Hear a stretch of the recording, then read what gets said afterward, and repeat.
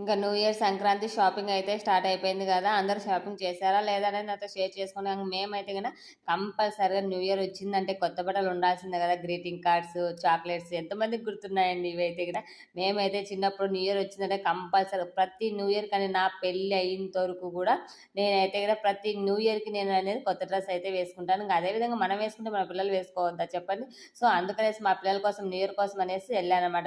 మా పిల్లల కోసం వెళ్ళి నేను చూస్తున్నాను ఏంటక్క అనుకుంటున్నావా, నేనైతే ఏం లేదులేండి పిల్లలకే తీసుకున్నాను. మా పాపకి ఏ డ్రెస్ మంచిగా సూట్ అయింది, ఏది తీసుకున్నానని కామెంట్ బాక్స్లో అయితే కామెంట్ చేయండి. ఏ డ్రెస్ వచ్చింది అనేది. కొన్ని ఫ్రాక్స్, వెస్ట్రన్ వేర్ ఇలా అన్నీ చూశాను అనమాట. లాస్ట్కి అయితే ఒక డ్రెస్ అయితే తీసుకున్నాను న్యూ ఇయర్కి అనేసి.